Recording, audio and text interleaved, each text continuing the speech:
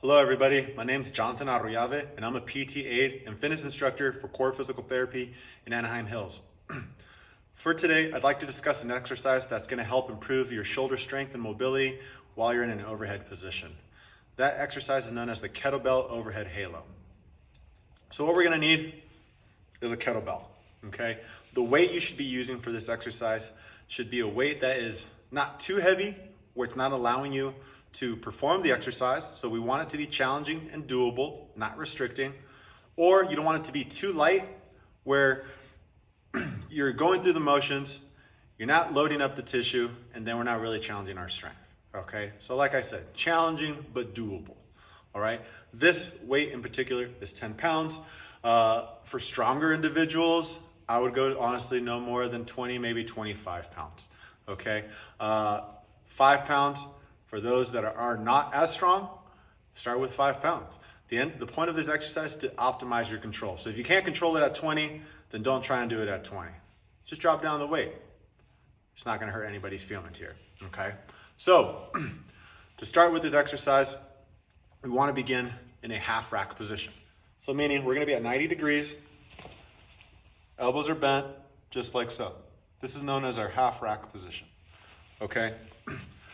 The next part of this exercise, it's a shoulder exercise. So we don't want a lot of trunk movement involved. So once I start showing you this exercise, you're gonna notice that I'm trying to isolate my shoulders and not allowing my trunk to compensate and allowing me to help improve my range of motion, okay? So that's what compensation is, right? So I'm trying to create more room by creating more space by letting other parts of my body figure it out. So we really wanna isolate these shoulders, okay? So we're gonna start with the kettlebell in that half rack position.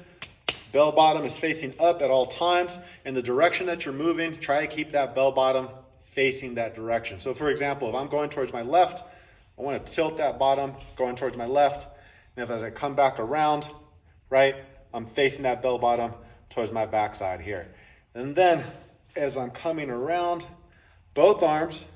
Now in this position, we really want to use the advantage of the kettlebell, allowing this weight to pull us down. So what this is helping facilitate is more of a posterior tilt of my shoulder. So it's allowing me to really get back there. I myself don't have the greatest shoulder mobility, everybody, but this will help improve it. So that's why I say use a weight that you can do, but it's challenging, okay? And you want to be able to control it. So facilitate some of that posterior tilt, right? And then we're going to come around, articulating the shoulders and coming back to our start.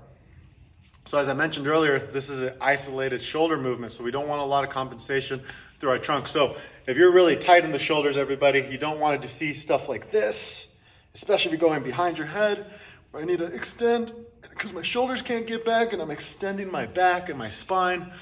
We don't want to have any of that happening, okay? So we really want to control that, and optimizing that control, you're going to tucking your tailbone, gently brace your abs, okay? Just keep everything nice and tight. You don't have to be clenching the entire time, but just keep it tight.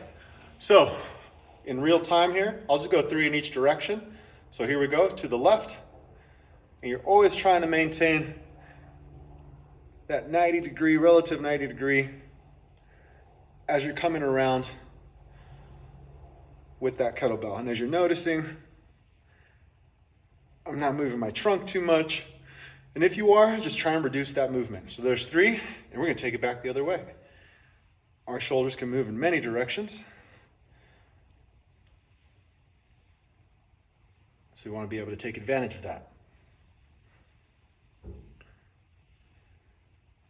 And there's 3. So that was an overhead halo in both directions, clockwise, counterclockwise, just 3 times in each direction, okay? At home, you can do this exercise for reps, 10 times each direction, 2 to 3 sets, or you can go for time, go anywhere from 20 seconds to a minute. You know, go halfway one way, bring it back the other way once you hit that halfway mark. So at the end of the day, you want to be able to control this motion. So using the appropriate weight, not too heavy where you can't move, not too light where it's too easy. We want to stress the tissue a little bit in a positive manner. And then we want to reduce compensation. So not moving our trunk a lot as we're articulating our shoulders and as we're moving the weight around, okay? The heavier the weight, it's gonna shift your center of gravity around a little bit more possibly, so you're gonna wanna have a little stronger core. It might tug on you a little bit. We wanna be nice and still, okay? I hope this video helps you out. If you have any other questions regarding not just your shoulders, but the rest of your body, or just general fitness questions, come check me out over here in Anaheim Hills. My other colleagues are in Fullerton, Temecula, and Orange. We're all very enthusiastic about training you guys, and we look forward to meeting each and every single one of you. If you want to take a look at us, come check us out on Facebook. If you have it, Core Physical Therapy. If you're on Instagram, check us out at Core Physical Therapy SoCal. Once again, I hope this video helped you guys out. My name is Jonathan Arroyave. I'm here in Anaheim Hills, and I hope to see you soon. Thanks, guys.